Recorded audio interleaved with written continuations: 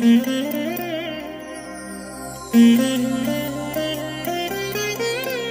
దినం పరము నుండి దిగివచ్చు మాట. ఇది నీ జీవితానికి వెలుగుల బాట. నీ ఒడిలో ఉంచబడిన దీవెనల మూట, అద్భుతాల ఆనంద ఊట.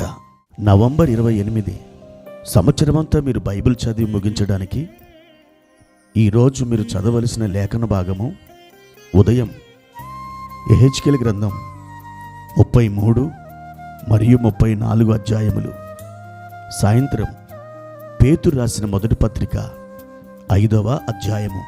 ప్రియమైన దేవుని బిడ్డలారా, ఈ ఉదయకాల సమయంలో ప్రభు కృప మీకు తోడైనగాక.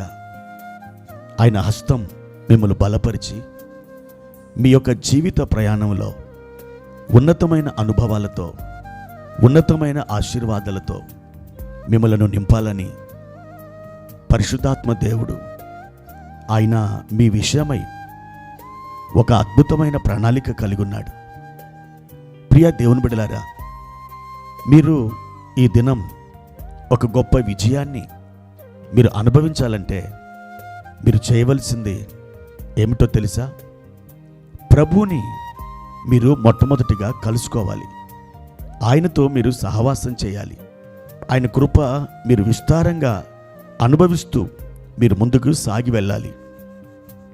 అప్పుడు దేవుడు ఒక విజయాన్ని ఆయన మీకు అనుగ్రహించగలడు. ఈ దినం ప్రభువారు మనకిచ్చిన వాక్య భాగాన్ని చదువుకుందాం. నిర్గమకాండం 15వ అధ్యాయము 3వ వచనం. యెహోవా యుద్ధశూరుడు, యెహోవా అని ఆయనకు పేరు. ప్రియమైన దేవుని బిడ్డలారా, మనం అనేక కథల పుస్తకాల్లో చూస్తాం.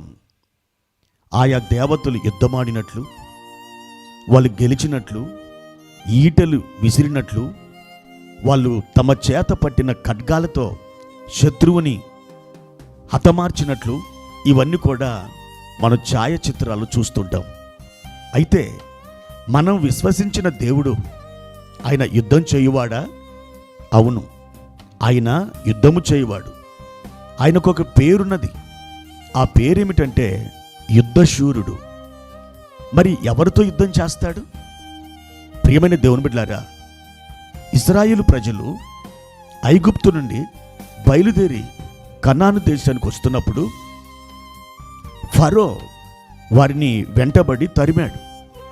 వారిని బానిసలుగా పట్టుకొని రావాలని తలంచాడు. దొరికిన వాళ్ళని దొరికినట్టే ఆ అరణ్యంలో చంపేయాలని ఒక కోపంతో, క్రోధంతో బయలుదేరి వస్తున్నాడు. అయితే ఆకాశమందల దేవుడైన ప్రభు ఆ సంగతినంతా, ఆ యుద్ధ వాతావరణమునంతా ఆయన చూస్తూ ఉన్నాడు. ప్రియ దేవుని బిడ్డలారా, ఆ రోజు ఏం జరిగిందో తెలుసా? నేరుగా ఆ యుద్ధ భూమిలోకి దిగొచ్చిన దేవుడు ఫరో యొక్క సేనలతో ఆయన యుద్ధమాడాడు. ఆయన యొక్క యుద్ధాయుధం ఏంటో తెలుసా? ఎర్ర సముద్రం, తూర్పు గాలి. ఈ విధంగా వాటిని వాడుకొని యుద్ధం చేశాడు.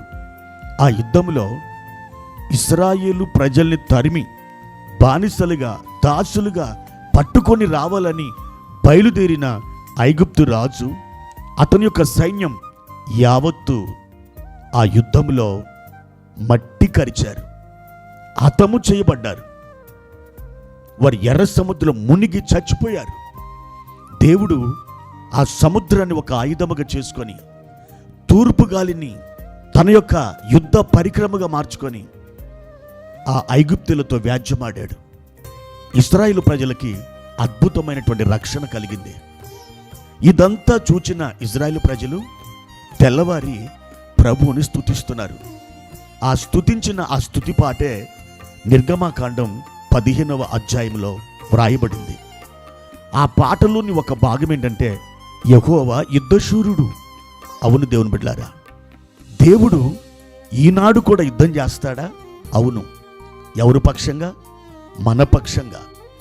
మనం ఎదుర్కొంటున్న సమస్యలతో, మనం ఎదుర్కొంటున్న శత్రువులతో, మనం ఎదుర్కొంటున్న ఇబ్బందులతో, మనం ఎదుర్కొంటున్న ప్రతి విధమైన వ్యాధి, ప్రతి విధమైన రోగము, ప్రతి విధమైనటువంటి బంధకాలు వీటన్నిటితో ఆయన యుద్ధం ఆడతాడు, ఆయన వ్యాజ్యం ఆడతాడు, మనకు జయమిస్తాడు.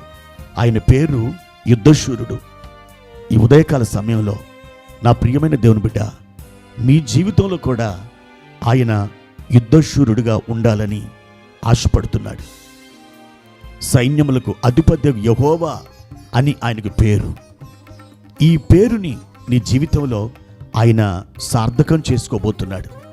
మీ జీవితాన్ని ఆనందమయముగాను, ఆశీర్వాదకరంగాను, సమాధానపూర్వకమైన కృపతో నిండినటువంటి ఆ స్థితిలోకి మీ జీవితాన్ని తోడుకొని రావాలని ఆశిస్తున్నాడు. ప్రియ దేవుని బిడ్డ, ఆయన వైపు చూడు.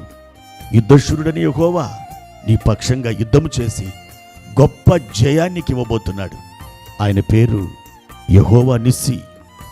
యెహోవాయే నీ జయం. తప్పకుండా అట్టి కృపను నువ్వు అనుభవించి తీరుతావు. ప్రభు యొక్క కృప, ప్రభు యొక్క సన్నిధి నీకు సదాకాలం తోడే ఉండునుగాక. ప్రార్థన. పరిశుద్ధుడా, ప్రేమ కలిగిన తండ్రి, యెహోవా నిస్సి అనే పేరుతో పిలువబడినటువంటి మా దేవా, మా పక్షమున వ్యాజ్యమాడువాడవు నీవే, మా పక్షమున యుద్ధము చేయువాడవు నీవే, మాకు జయమునిచ్చువాడవు నీవే. మా తండ్రి, మా ప్రియులు ఈ ప్రార్థనలో ఏకీభవిస్తున్నారు. వారి యొక్క శత్రువులతో మీరు వ్యాజ్యమాడండి. బిడ్డలకి విజయం దయచేయండి, సమాధానం అనుగ్రహించండి. మీ కృపా హస్తం చాపి మీరు బలపరిచి లేవనెత్తండి. ప్రభువా, సమాధానము దయచేసి నెమ్మది అనుగ్రహించి ఆరోగ్యాన్ని అనుగ్రహించి నీ బిడ్డలకు విజయము దయచేయమని యేసు నామమున ఈ ప్రార్థన అడిగి వేడుకుంటున్నాము తండ్రి. ఆమెన్.